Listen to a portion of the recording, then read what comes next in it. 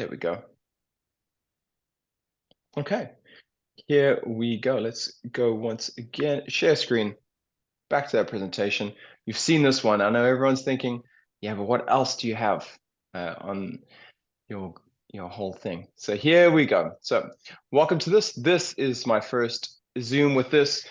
Now, this is what I want to promise you today. We are going to be covering lots of fun, geeky stuff. So if there's a lot of terms you don't recognize, that's okay. If there are, that's cool too. Happy to go into it in more detail later. It's not really about knowing kind of the neural correlates of what gratitude does as much as it is going, oh, if I can understand what parts of the brain are excited by gratitude, that's probably a good way to say it, then I can further understand how we could use that knowledge to make a gratitude better. So it's not about just learning about the brain and what it does. We're going, how can I use that knowledge in a practical way for my gratitude practice? So I'll take you through that. Then we're actually going to do a gratitude practice that encompasses the knowledge we've just come, and then I'll end with some questions. So does that sound good? Yeah, let's do it. All right, let us go. Let me just get across here. There we go. So what is gratitude? Well, here we have my man Cicero on the left, and the APA, the American Association for Psychology, says it's a sense of thankfulness and happiness in response to receiving a gift, a tangible benefit, a present of favor given by someone, or a fortunate happenstance, like a beautiful day. So it encompasses quite a lot of things. So happiness and gratitude have these kind of parallel components where it makes us feel good. There's always positive emotions that come with it.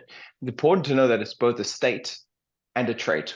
By that I mean some people have traits gratefulness naturally. They just see the world in a way that they're grateful for the things, they understand that they're fortunate to have certain things. And it's also a state in the sense that we can enter into that state. So we can go, I feel grateful because I've brought my mind to think about it.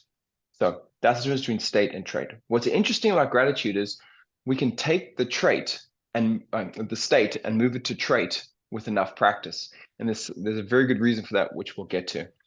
Now, the reason I have Cicero here is because he supremacy, gratitude is not only the greatest of all virtues, but the parent of all others. Now, Cicero was this like orator of the time. He was a kind of a Stoic adjacent philosopher, but he was the man. When it came to speeches, he gave loads of speeches, and people still study the way he used oratory to this day, especially politicians. He had a real way with words, and he changed the way people used Latin because he had such a command of the language. But what he was getting at here, where he says gratitude is not only the greatest of virtues, but the parent of all others, whether he knew it or not, nailed it. Now, some of the virtues that were going around were things like celebritas, which is like good health. We know that actually now gratitude does increase physical health. Dignitas, or doing the right thing, especially to other humans, which is humanitas, and clemency, which is forgiveness. Now, as it turns out, he was pretty tight on all of those. So let's look at some of those. So that's what gratitude is. Now, why have I chosen this as a subject that we cover? The three kind of benefits fall into three broad spectrums, which I've put here: psychological, social, and physical. So when it comes to psychological, like I said, there's an increase of positive mood.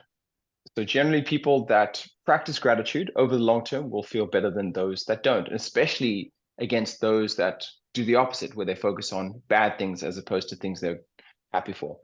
It also leads to more mindfulness. People seem to dig into the experience that they're feeling a lot more. And then we also have this motivation, again, this moving towards things. There's a resilience, which is the ability to deal with stress or hardships, both in the past and in the future. And you might say in the present too, because if it's making you more mindful, it's hard to be anxious when you're focused on one thing. And there's some lovely Stoic quotes actually on that exact point, where they talk about antelopes in the wild. They're scared when they run from the predator, but the minute they're safe, they go back to eating the grass. Whereas as humans, we feel under threat. And even when we're safe from threat, we still feel that stress. We can carry that stress with us. And this is a problem that us humans have, and we've got a lot of diseases that come along with that because we're not meant to be in that stressful state for a long time. So nicely along with that, it also has this anti-anxiety feature to it, and it also combats these natural tendencies. And by natural tendencies, what I'm talking about here is this negative bias that most of us fall foul of. A negative bias is quite adaptive, and it just refers to the fact that as humans, we'll often look for the we find things that are threatening more salient than things that are beneficial to us. So the understanding is that in an evolutionary perspective, the things that can kill you, you need to pay attention to far more than things that can make you happy. Because there's a limit, being happy is one thing, being dead is much worse at equal scales. So if I increase my happiness by twice as much, but I increase my risk to death by twice as much, there's a clear benefit to watching out for the negative things. So that's kind of what we're combating here. And you're going to see how those two things work together. And one of the other things that they found psychologically with gratitude is that addiction becomes slightly easier to manage using these things. Now, the movements are quite interesting. They fall in line with other interventions, some pharmacological, and even some that are like high intensity training for your body when it comes to physical benefits. So exercise and gratitude start to have these dual benefits, and you'll see why in the next few slides. Now, socially, this is really interesting, and this comes to the core of where gratitude lies in the brain. It increases empathy and it increases your relationships with others, especially if you're grateful for the person that you have this relationship with. So if you bring that person to mind, you often strengthen the relationship. And there's some really interesting stuff with this. So I'll go through all the studies in a second. I just want to give you a broad look at this. Then physically, we find that gratitude decreases pain, increases immunity, and then heart rate and blood pressure both drop when people are practicing gratitude over the long term, or even actually straight away. Now, some of the fun studies with this, if you saw my Insta post, you'll know about the 10-week study at Harvard, which was that people could either keep a diary of things that they didn't care about, so anything that came up, just kind of a normal diary. Other people were not recommended, they were told to keep a diary of just things they're grateful for. And the last group were told to keep a diary of the things that they were irritated by, things that grind their gears. And after 10 weeks, what's really interesting is the group that were grateful increased their positive mood, increased their life satisfaction. They exercised more and they went to the doctor less. And that's after a 10-week intervention. Now, those are pretty big movements. Those are all significant. Another recent review of gratitude in 2021. So this is pretty, up-to-date stuff. There was a positive affiliation with positive effect. Again, that's just your emotional state, life satisfaction, extroversion. And again, keep that in your mind when we come to the later stuff. Forgiveness, as I was saying, Cicero nailed it. Negative affiliation with substance abuse and neuroticism. Again, we're getting this like anti-anxiety, but forward momentum, motivation feeling coming from all of this. And there was an inverse relationship between gratitude and anxiety and depression. Now, natural tendencies, like I said, Freud had a lovely quote about this, but I may save that. Actually, let me read it because he puts it a lot more beautifully than I did. He says, our possibilities of happiness are already constricted by our constitution. So to some degree, your happiness is, and that is true, it is restricted. About 50% of your happiness comes from your genetics. All right. So that's a really interesting number to know. It could be even higher than that, but a lot of your happiness is going to be already restricted by your genetics. Now he goes on, unhappiness is much less difficult to experience. We are threatened with suffering from three directions.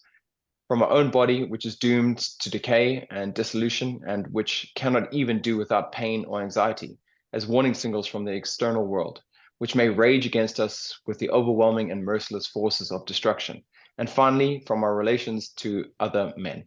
The suffering which comes from the last source is perhaps the most painful for us more than any other. So he's talking about there that unhappiness, there's no shortage of unhappiness that comes our way. But happiness is something we kind of have to work on. And this is something I've spent a lot of the last few years building courses on happiness, not like, hey, just think positive. Happiness is work. Happiness does not come naturally to us. So we have to do things. And happiness is something that happens downstream of our actions. There's no evolutionary benefit to being happy. Like I said, your hunter-gatherer ancestors, the most happy ones, didn't do the best. And there's sometimes, in certain situations, being too happy is still dangerous. So we have to find ways to find happiness, and gratitude is one of those ways. Now, when we go through the physical stuff, again, it's blood rate, heart rate. They kind of found it very similar. The immunity thing was super interesting. They found this was a study done with women, but no reason to think it wouldn't be the same for men. But any of the nerds out there, interleukin 6 and TNF alpha, these are cytokine markers when it comes to inflammatory markers in your bloodstream. So stress is really interesting. In the short term, stress will increase your antibodies, it'll increase your immune system. So you'll fight off disease very well.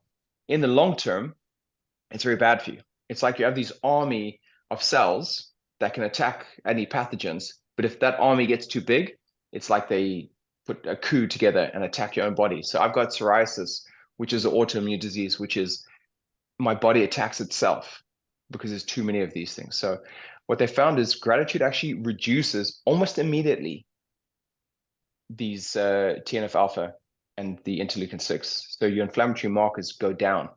So it's highly powerful with that. And also there's a reduction in the amygdala, which is your fear center of your brain. Again, this is almost automatic, not automatically, almost instantaneously. So worth remembering those things. Right. Now let's get into how it works. Now it'll all kind of make a bit more sense. Now, more acronyms. This may be death of acronyms, okay? So you have pro-social networks and you have defensive networks in the brain. Now you have lots of these parallel networks. Another network like this is the TPN and the DMN, which is the task positive network. So when you're focused on something, hopefully right now you're focused on me, you're eliciting parts of your brain, the circuitry is the task positive network. This is when you find yourself in flow. So if you ever have to do something and you're really into it, that is your TPN, okay? Your DMN is your default mode network. This is what happens when you're bored. You know, when your mind is just wandering all over the place and you're like, oh, what about this and what about that? And you're not on any path whatsoever. Those two things are parallel pathways. And what that means is you can't do one while you're doing the other. So they're mutually exclusive. Something similar happens in the eyes, which is these light neurons, and they'll pick up certain light coming at you, or the dark neurons will pick things up when it's dark. So it's just worth knowing these parallel pathways, two things can't exist at the same time. So the areas in question when it comes to gratitude are the anterior cingulate cortex and the medial prefrontal cortex. Not important that you know that. Just know that these two distinct areas that are part of this pro-social network. Now, when these areas are excited, what they make us do is lean into the experience. It's like, I feel nice. Like, I've got this tea. I'm enjoying this tea. It makes you want to engage more with the process. Okay. If I like someone or I'm having a good time with someone, I lean into them. I want to know more. When it comes to dopamine, dopamine makes us rush towards the thing. Okay. So it's a moving forward agenda. Defensive networks are your amygdala. I said just a moment ago, your fear center is allocated in your amygdala. And this makes us go away from things or freeze. Now, you're not particularly mindful when you're trying to get out of danger's way. You're not leaning into the experience. You don't want to know more. And that's why these pro-social networks, which are extremely excited by gratitude, light up and make us more mindful. So it's important to know these are parallel pathways, but in no way are they even in how quickly they are activated.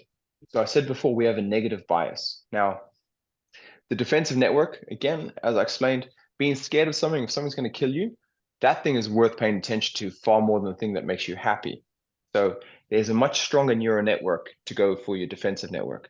Same with the dark neurons. There's more danger in the dark. So you have double the number of dark neurons in your eyes than you do the light neurons. Now, unlike the dark neurons and light neurons in your eyes, in your brain, due to a process called neuroplasticity, you can rewire your brain. You can increase certain pathways by using them over and over again. A little bit like if you walk across grass, I used to have a garden where someone used to walk across it all the time, a path will emerge, a very distinct path. It makes it easier to get through. Okay, that's like what happens in your brain. Whatever you do the most of, that will become easier to do. So there's a famous saying which is when neurons fire together, they wire together. Now, any neuroscientists out there will be like, that's not entirely true, actually. But look, for our purposes, that works. So we can make these neural pathways stronger, like going to the gym, making a single muscle stronger. So if you look here on the right under neuroplasticity, I've got pro-so, which is pro-social, and defensive networks. So you can see here where I've put the fulcrum, where I've put the triangle, means that defense has a much stronger lever. I need less activation on the defensive network for it to fire. I need a lot more of the pro-social. But by practicing gratitude, you can move this fulcrum more to the center, where now you're more inclined to see the good in the world than the bad in a very real way.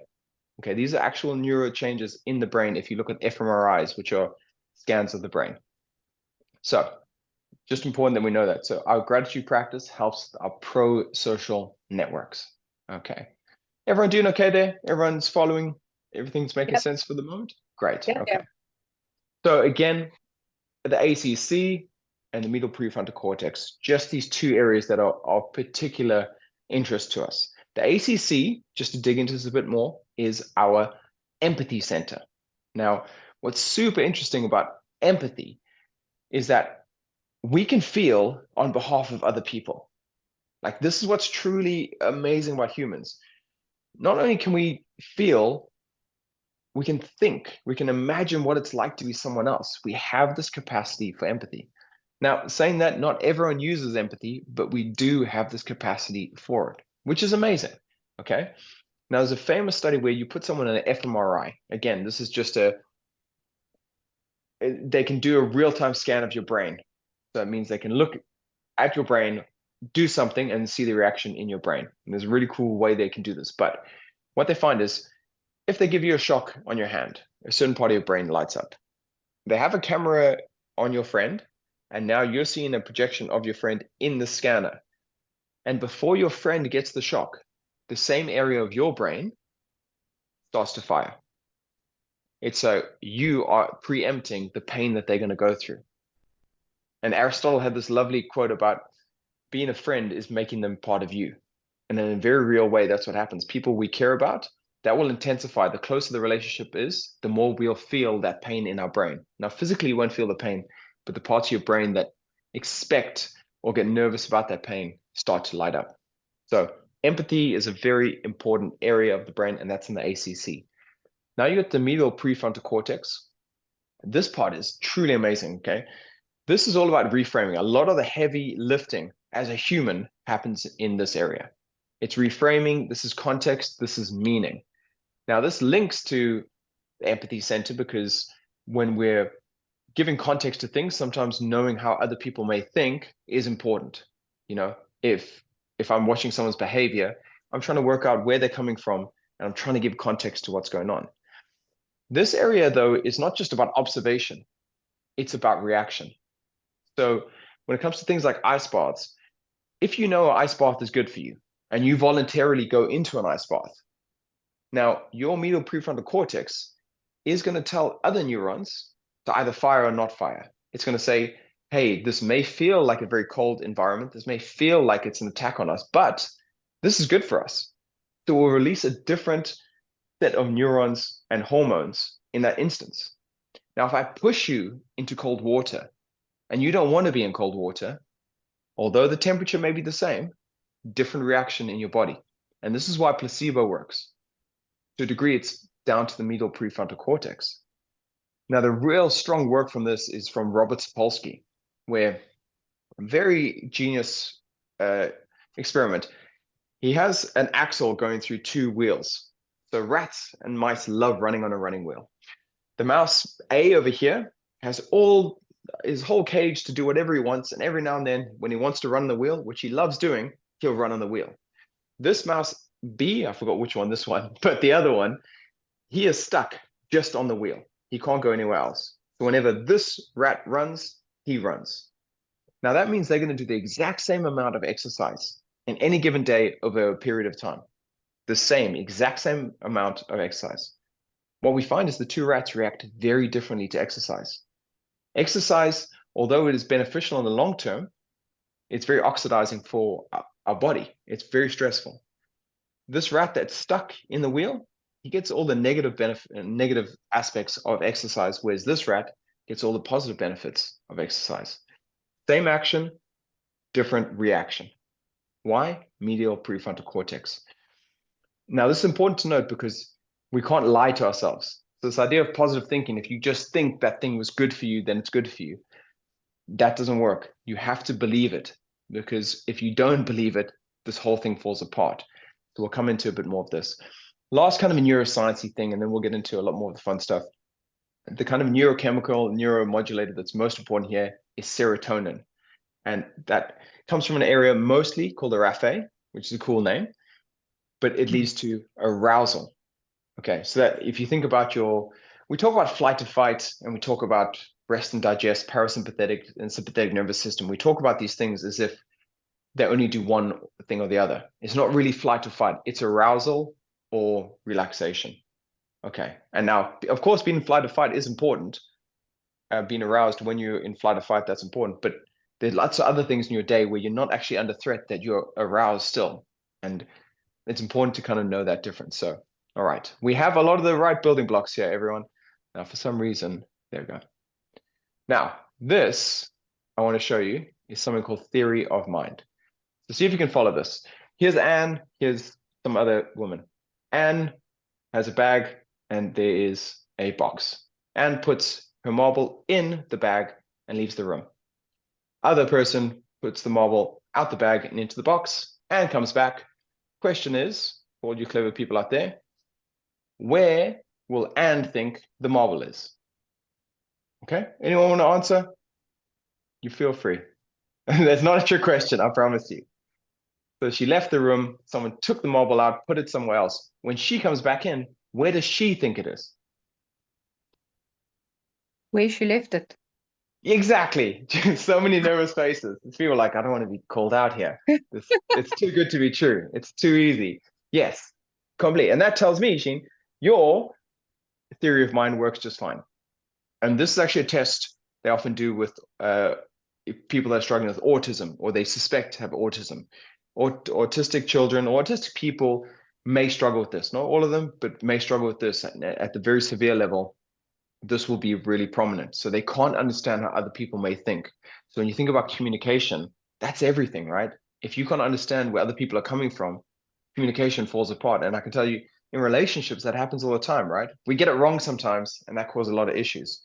So theory of mind is very important if it comes to connecting to other people. Okay, so that's theory of mind. So it's good to see that at least one of you guys has a good theory of mind, and the other people, it's still up for debate. Okay, I've got no evidence. I have to go with evidence. All right, I'm a scientist. All right, now let's talk about stories and meaning. So have a look, have a watch of this beautiful story.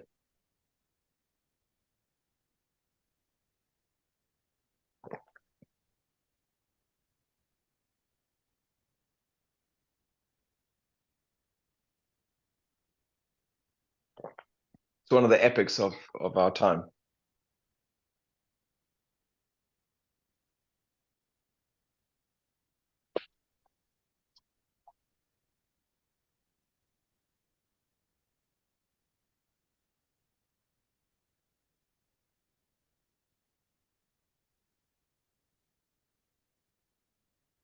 Okay, so could everyone see that? Yes. Yeah, okay. Yeah. So in reality, what we have is some straight lines and some triangles. But can anyone put forward what they think happened in that story?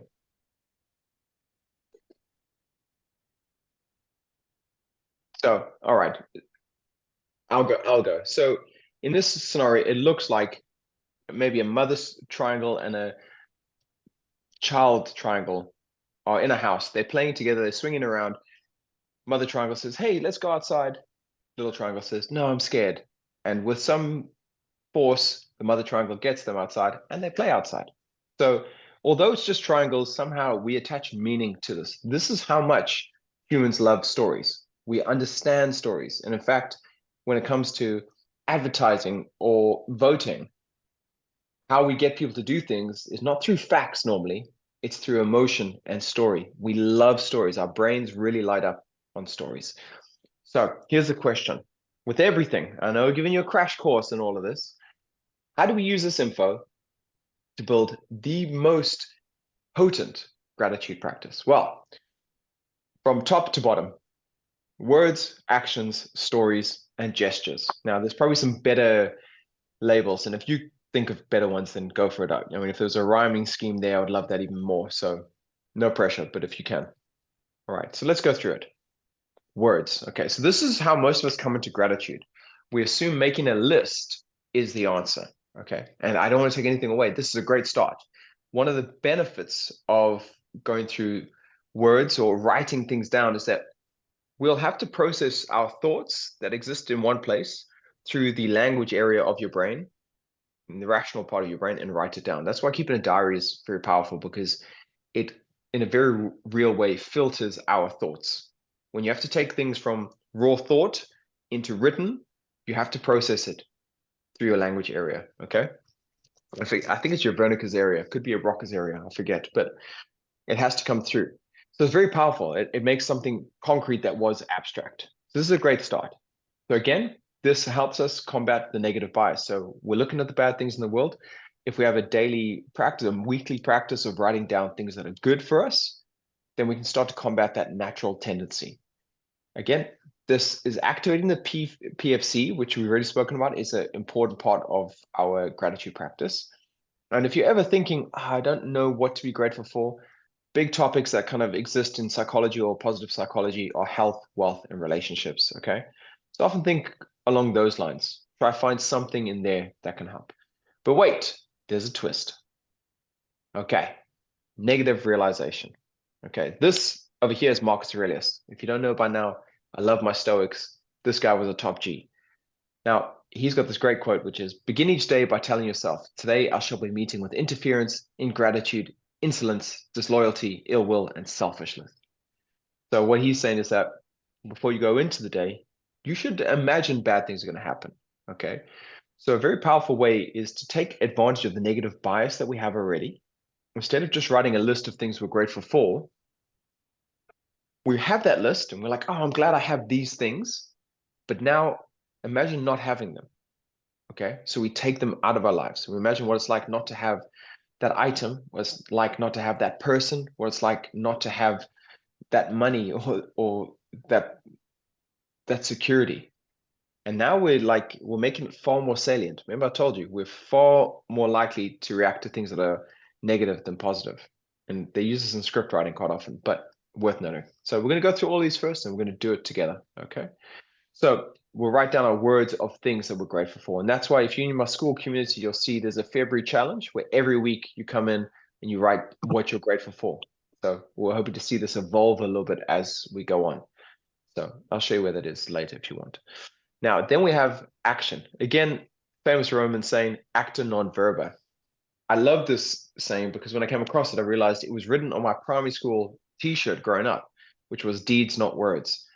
Now, all good and well. Yeah, Jean, you remember. Yeah, I find it so crazy. It's come full circle that as a child, I wore this thing on my chest, and now I've been studying Stoicism. I'm like, oh my God, they're so right.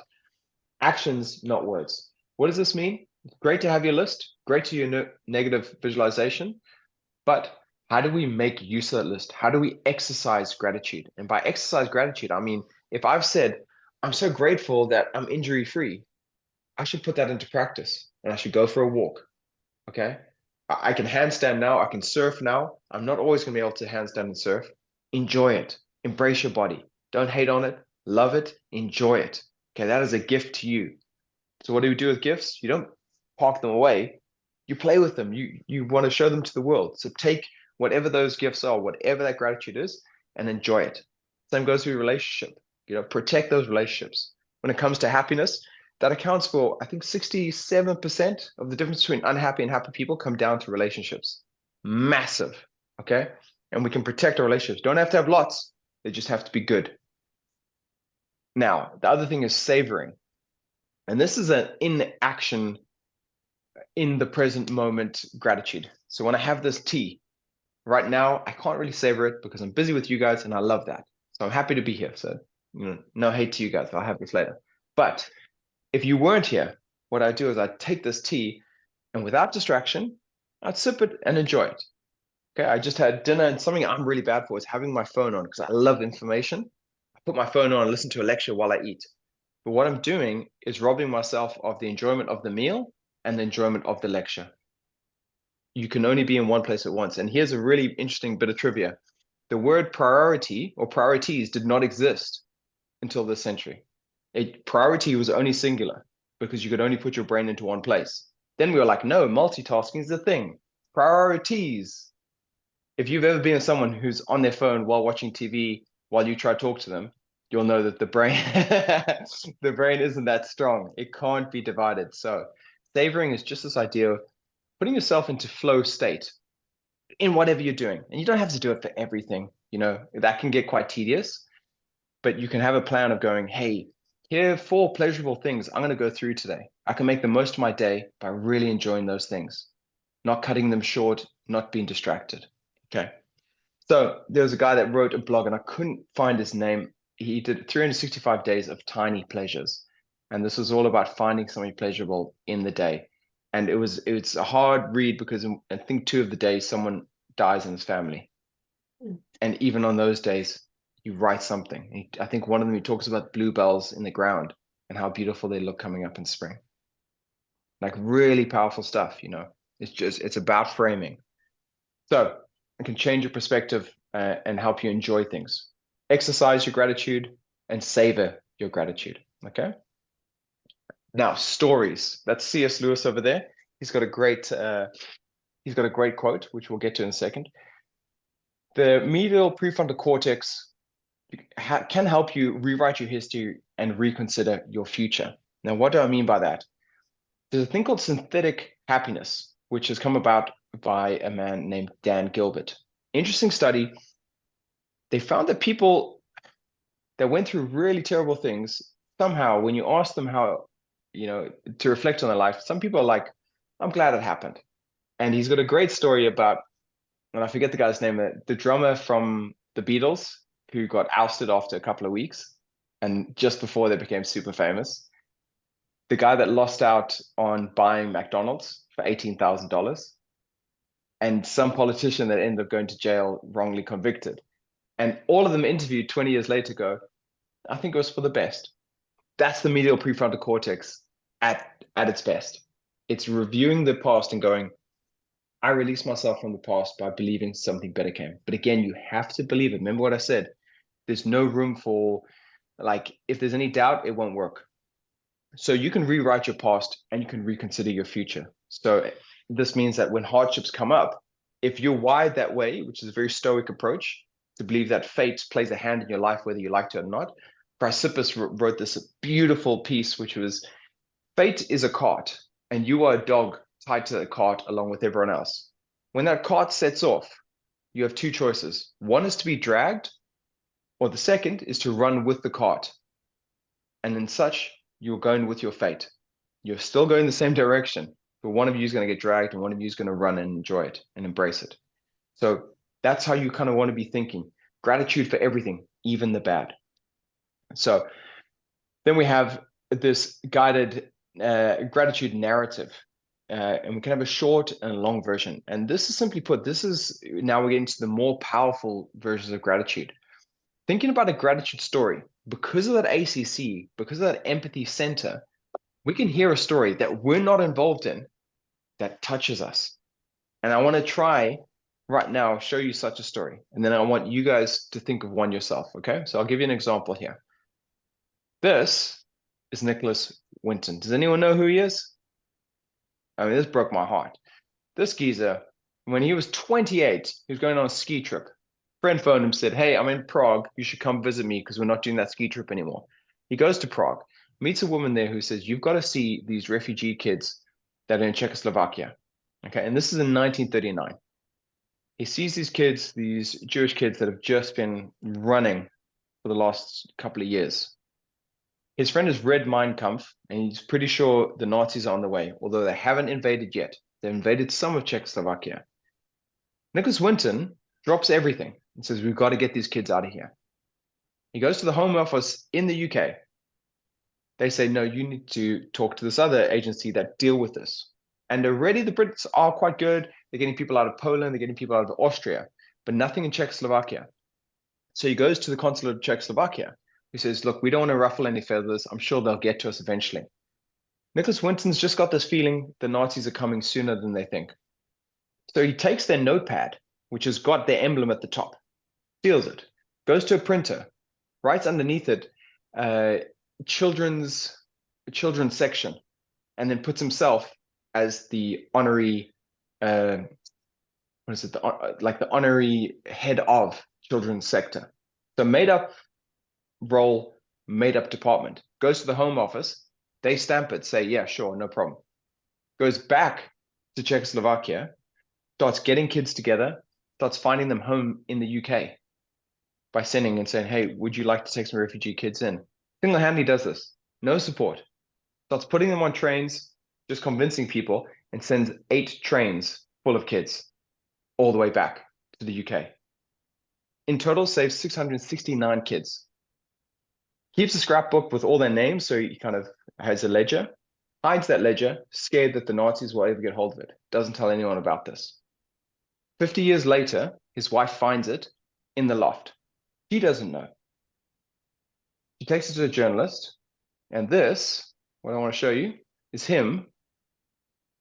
I'll just pause that for a second. This is him at a TV show where he thinks he's just going to be part of the audience.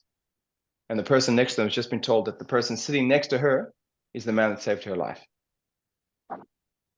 Really powerful stuff. He doesn't know that she was one of them. She doesn't know that he's one of them. Okay? Like tearing, I mean, even now, hardcore stuff. So then she says, actually, there's someone else here too. And she's got this ledger with her, you know, and these guys have this lovely moment. He doesn't really know what to do himself. This is not what he's prepared for. She says, hey, I had this tag around me, and that was my card that he gave me before I set off. And now they have a moment. Like really, really powerful stuff. You know? He's having a moment, and the journalist says, is there anyone else here that's saved? Yeah.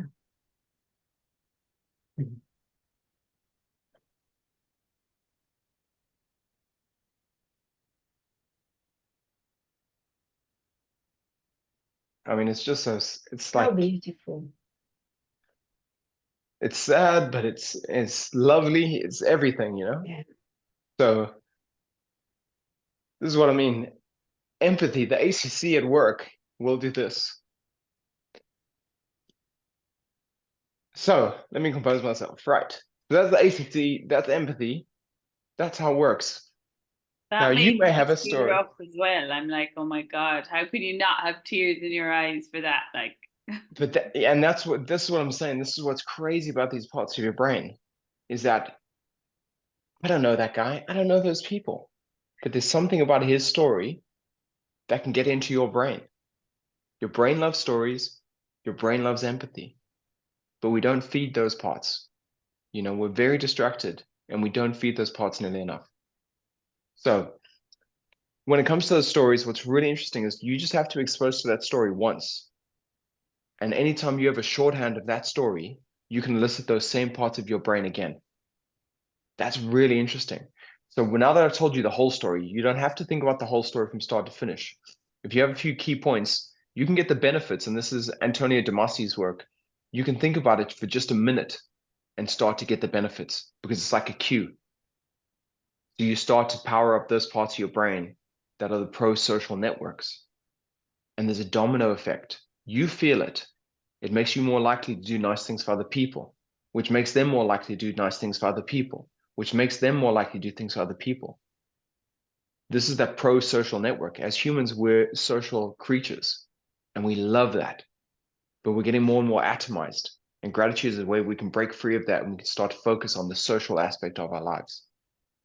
So, went to now the top version of our gratitude practice, which is gestures. Like I said, it's maybe not the best name, but the work on gratitude is that the best version of gratitude you can get is to receive it. Okay. So not any writing down, not the stories, is someone coming to you and saying, thank you. So I want to thank each one of you for being here today. Okay, that's the best I can do. All right. Now, of course, it sucks that the receiving is the best you can get, and there's not a lot you can do. You're limited to how much you can do that. But again, there's this domino effect of that. And that's a thank you very much. So I'm grateful for you guys. Take that with you. Of course, our relationship is not strong enough really for that to carry, but it sets the tone. So first thing to note is that you can make someone's day. You can give them the most powerful form of gratitude by telling them you're grateful. Once again, I want to reiterate, it has to be from the heart and you have to believe it. So empty words, especially if they perceive the words to be empty, will not have the effect. Now, this actually carries for about 10 weeks after you do it. So if you give gratitude to someone, they have benefits for up to 10 weeks afterwards. Okay, that was done for an experiment. Again, Antonio Damasio did it. It's a gratitude letter. And where you write down exactly how grateful you are for someone, you go see them. Now, that doesn't work for everyone. I know for a lot of dudes, I tell that to, they're like, I'm not doing that. So there are lots of versions, okay? You can text someone, you can call them, then you can visit them and tell them, and you can say as much or little as you want, okay? The experiment was done with the letter, but that doesn't mean it won't work with these other things. So my first bit of advice is go tell someone how grateful you are for something, okay? What you're going to do there is give them a gratitude story that they can draw on, okay? You just watched a secondhand story. A firsthand story is the most powerful. Okay, so that will give them the benefit.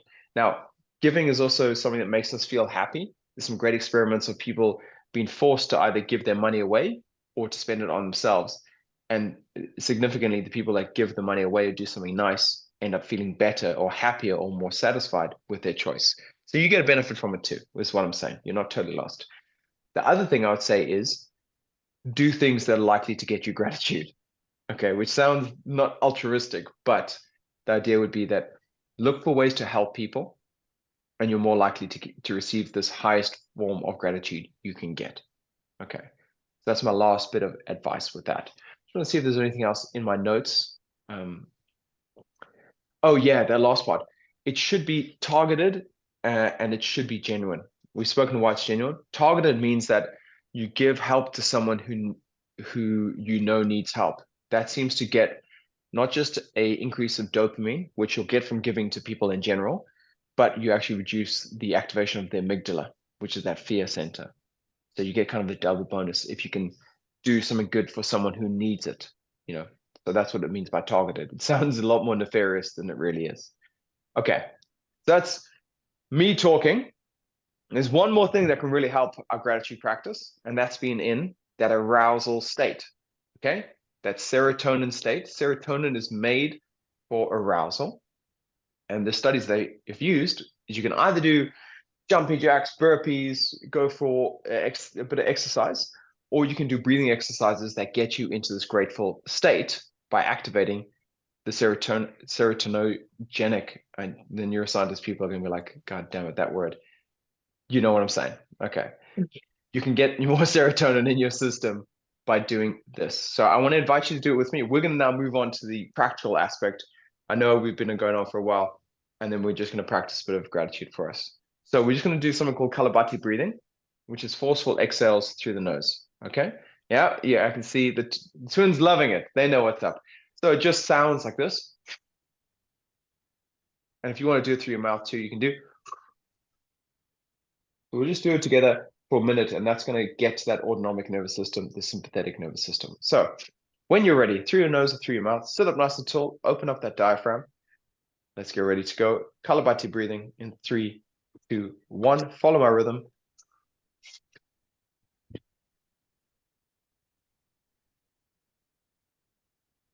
Double time.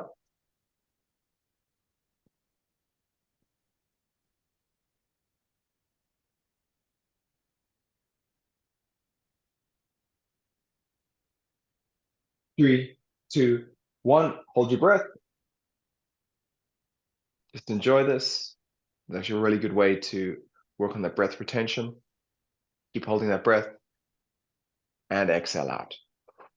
All right, nicely done. Now, ideally, you do that for a little bit longer. You go for a walk while you're doing this. That all works very well. So here's the process. Now, you're welcome to start doing this now with me. Just make a list of 1 or 2 things that you're grateful for. So we're just going to put this into practice now. So it's either you can use health, wealth, relationships. Just make that list of things that you are grateful for. Nice and easy. You make it on your phone. You can do it mentally too if you want.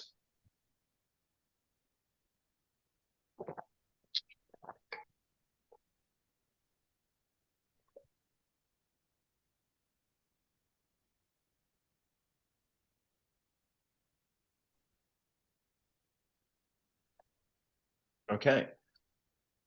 And then with that, those things, now that you have them in your head or otherwise, you can close your eyes for a moment. And we just feel for a moment what it's like to not have these things. Just to imagine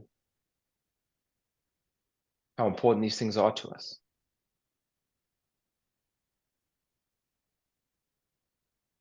Just noticing how they make our life better and what our life might look like without them.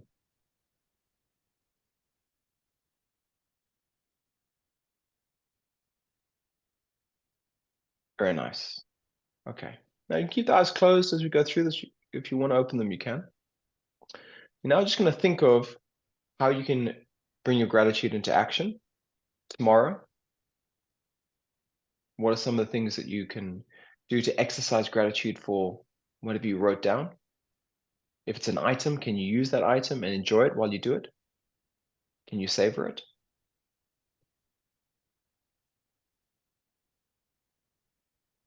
And then could you think of some of the things in the next few days that you'll be doing that are pleasurable?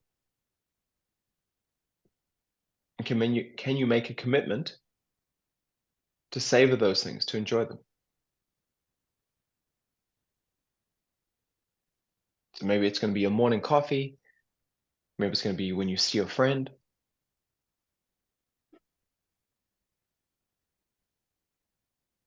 And then we move on now to the story aspect.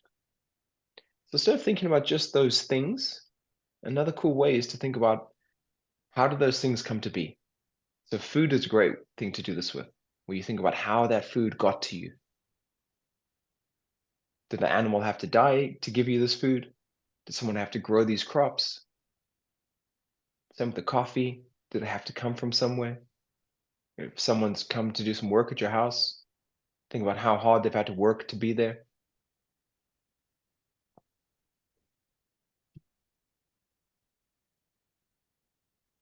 And then you can also start to think of the gratitude story that I shared, feeling into what Nicholas Witten meant to other people. And again, if you have your own story of gratitude, use that, whatever's most salient.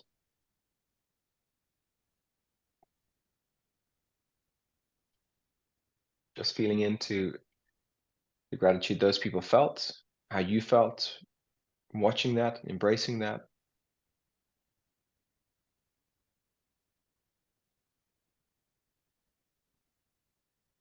And now we're just going to switch gears one more time. This time to think about any hardships you've had recently. You can range from slight annoyance to absolute heartbreak and everything in between. And just find for me somewhere in there something positive, something that made it worthwhile, something that good became for it. And it's going to be kind of the toughest part of the gratitude practice. And if you can't think of something that's happened, maybe it's something that is coming up. Maybe you got that big exam, but it's a great opportunity to study, to test yourself.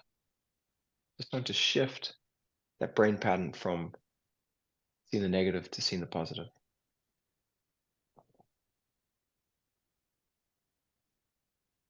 And then lastly, just thinking about who on your mind could you help in the next few days or this week? Who could really do with your help?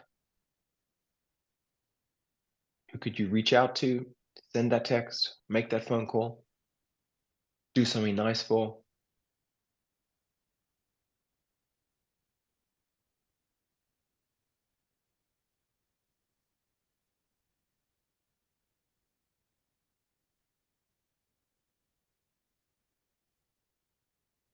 And then you can end the practice just by thinking of a time someone was grateful for something you did for them. Again, if it's been a while,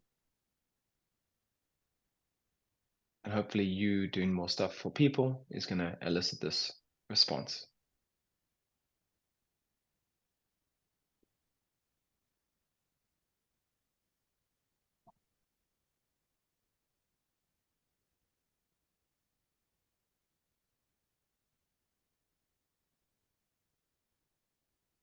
All right. And we'll bring that practice to a close. Now, again, the research into this says that once we do this, once we get into a habit, the consistency is probably more important than the intensity. So how long you do it. Spend a bit of time. These are different ways you can get into that gratitude feeling. You can spend more or less time on one of these aspects, but really try hit gratitude from all these different angles. And that is that. So that's my presentation on the levels of gratitude. A lot longer than I was expecting. Apologies for that. Are there any questions before I go? Happy to stay on and answer those. I have one. Sure, hit me. It is just to check if I understood everything correctly. So I would like to double check with you if we are using here empathy as a pathway to gratitude, or gratitude elicits empathy. What is the relationship there? Great question. So it's bidirectional. So what's happening is gratitude is activating the ACC, the empathy center. So we know that when we're grateful, it will make us more empathetic by this activation, but also by practicing things that activate the ACC, we can become more grateful too. So it's bidirectional on these two fronts. So as we are more grateful, we will become more empathetic. And also, if we activate the ACC, we will feel more grateful. That's Right. often how these networks work. That's what we're trying to manipulate. Sounds like the wrong word, but what we're trying to do is use these centers that we know are activated. It's like priming. We want to prime these parts of the brain to be more grateful before our gratitude practice. That's why the breathing, the serotonin, that's why the medial prefrontal cortex, that's why the ACC. We want to prime these as best we can. Right, okay. And the other question is just, I have a problem with negative visualization. Mm-hmm. And I just find, if you would have an alternative way of practicing gratitude without going there, or I do would you think it's just about, be like get used to it? It is no. fine. I don't. This is kind of a body of gratitude practices that you can use, and Right. it's kind of like exercise. I have a real bad knee. Everyone will say that lunges are very important, but if that hurts my knee more, then suddenly that supersedes that. Do whatever practice is going to make you do the practice. I don't think that alone, taking that out, is going to negatively impact your gratitude practice. I think it's a nice. I'm showing you all the different levels to it. If you want to take that part out, I don't think that's going to have an ill effect on your practice. For me, that's just a way for me to really feel grateful for something, is thinking that I don't have it. But that may not work for you. Good answer. Thank you. No problem. Can I just ask Doug? Sure. You said show the video of the having empathy for the guy, or if you tear up or you see things like that. What part of the brain is activated? The ACC. Now, I should say with the brain, it's never one area just.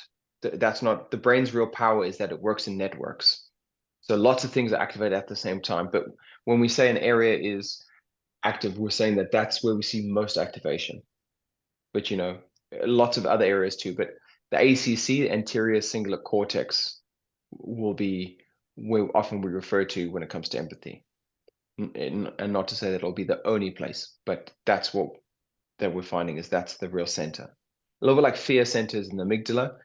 The amygdala also does other things, and there'll be other areas that also will impact how you feel or perceive pain and fear. Okay, yeah, thank you. No problem. All right. If there's any more questions, you can always hit me up in the school community. This video is going to go on there too. So if you want to send anyone across there to watch that, do. And use what you learned here in the February challenge. You'll see on school at the top bar, there is the February challenge for gratitude. So go use it. Don't just write your list. You know what to do now, and you can impress everyone else with your knowledge on gratitude. All right. Reach out if you have any questions. Time, Doug. Thank It's you. a pleasure. Really enjoyed doing that, guys. Thank you so much. Yeah, thanks so much, Doug. I really enjoyed that. Thank you Great very to much. see you too. It's a pleasure. Bye. All right. Thank you. Thank you so much. Bye bye. Bye, everyone. Thank you. Bye-bye. Thanks a lot. See you Bye. soon. Bye.